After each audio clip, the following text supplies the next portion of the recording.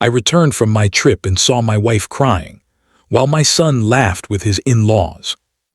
The first thing I heard when I opened the door wasn't the bark of the dog or the usual clatter of dishes from the kitchen.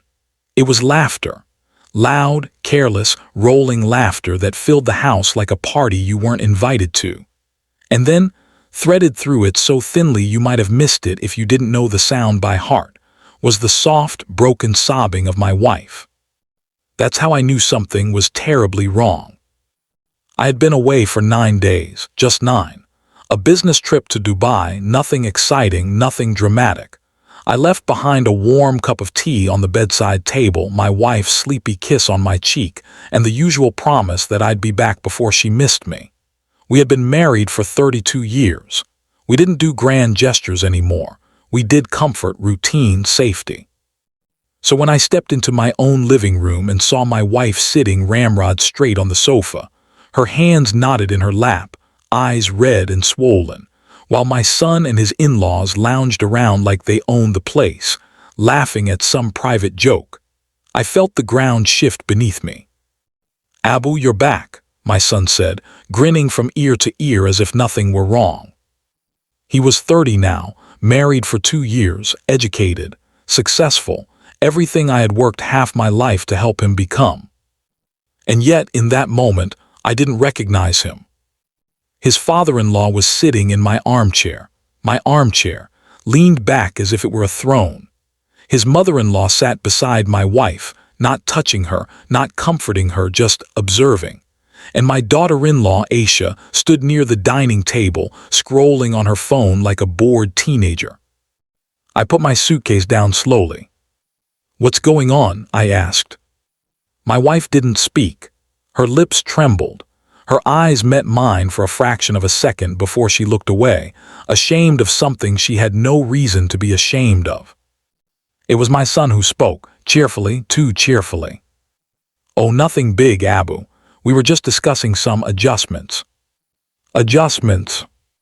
He nodded, as if we were having a normal family conversation. "Yes, you know, financial things, household arrangements, just changes that make sense now that we're all moving forward." "Oh." As if my wife and I were just background characters in a movie about him. I sat down slowly. "Explain." He exchanged a look with his father-in-law. That look, silent, smug, patronizing, made something hot surge through my veins. His father-in-law cleared his throat like a politician beginning a speech. "By Sahab," he said, "times change. Children grow up. We have to think about the future. Your son is taking on more responsibility now. It only makes sense that he have more control." "Control over what?" I asked quietly. My son leaned forward. "Over the house, over the bank accounts, over decisions, over everything." My wife flinched. I looked at her again. Her shoulders were shaking. "Is that why you're crying?" I asked her gently. She covered her face. Aisha finally spoke. "Ami is just emotional," she said dismissively. "She doesn't like change, but we have to be practical." "Practical?" I repeated.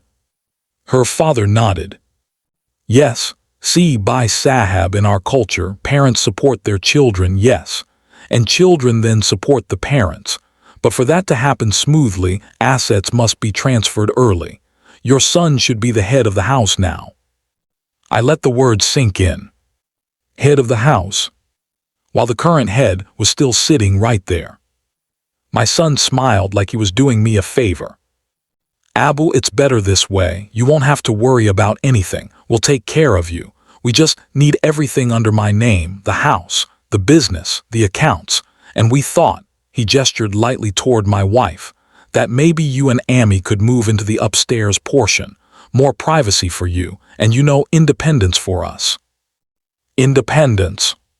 "From us. The very people who built the roof over their heads." My wife finally spoke then. Her voice was raw. "They want us to move into 2 rooms, she whispered. "They say this house is too big for us." "And the business?" I asked, though I already knew the answer. My son shrugged. I've been running most of it anyway, you know that. It just makes sense for it to be legally mine now. Cleaner, simpler. Cleaner, simpler. Words you use when you're clearing out old furniture. I didn't shout. I didn't slam my hand on the table. 32 years of marriage, 3 decades of fatherhood, and a lifetime of swallowing my pride had trained me well. Instead, I asked the question that had been sitting heavily on my tongue since I walked in. And while you discussed all this, my wife cried. Silence. His mother-in-law shifted awkwardly. Aisha looked back at her phone. My son sighed. Abu, you know how Amy is. Emotional, she'll adjust. I turned fully toward my wife. How long? I asked her quietly. How long have they been discussing this with you? Her lips trembled. 3 days, she whispered. They didn't want to stress you while you traveled. 3 days. 3 days of pressure. 3 days of arguments. 3 days of being cornered in her own home, alone.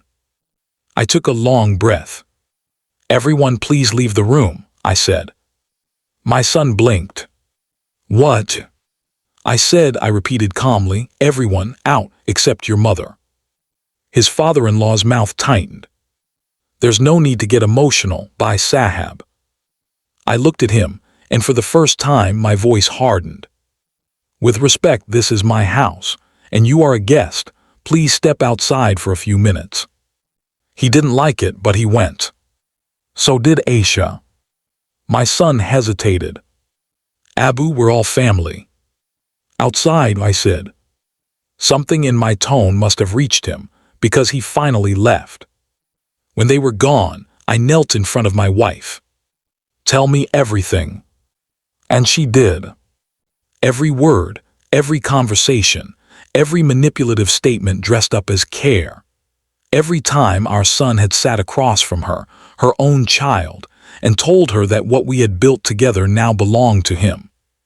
By the end, I wasn't angry. I was hollow. I took her hands. Stop crying, I said softly. You've done nothing wrong. Then I stood. Call them back in. They filed in again, confident, certain, expectant. My son folded his arms. So, you understand now, right? I nodded. Yes. His face lit up too soon.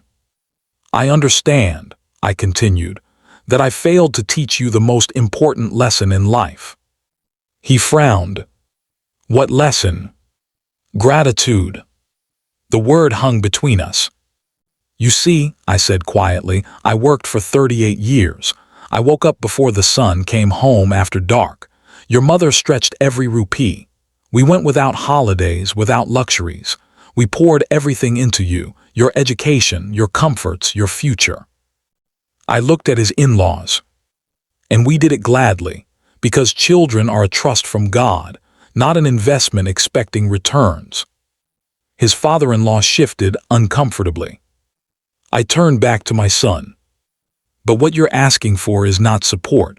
It is power, ownership, control. You don't want to help us. You want to replace us. He opened his mouth. I raised a hand.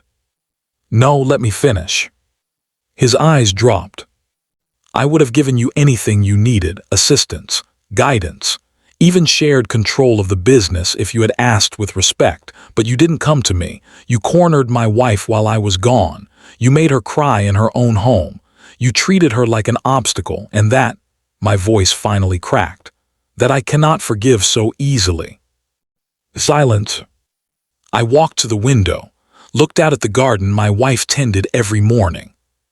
When I registered this house, I continued, I put both our names on it, equally.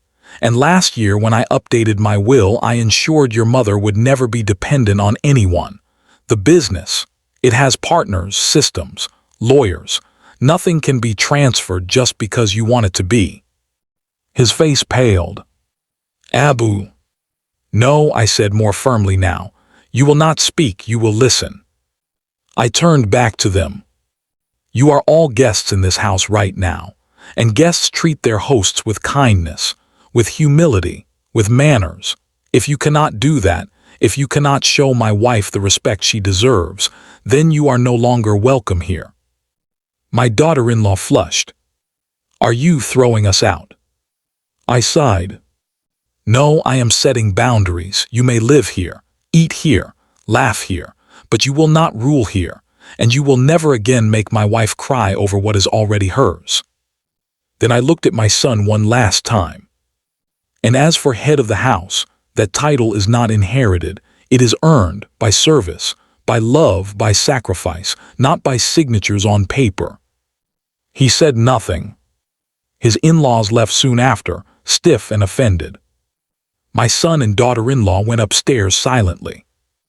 That night my wife slept with her head on my chest like she used to when we were young. Her breathing finally slowed. Her tears finally dried. The next morning, my son knocked on our door. His eyes were swollen. "Abu," he whispered, "I'm so sorry."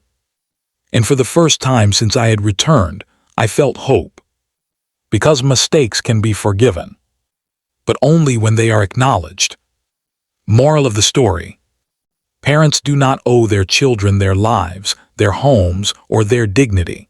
Love must never be confused with entitlement. True family isn't built on control, but on gratitude, respect, and compassion, especially toward those who sacrifice the most for us.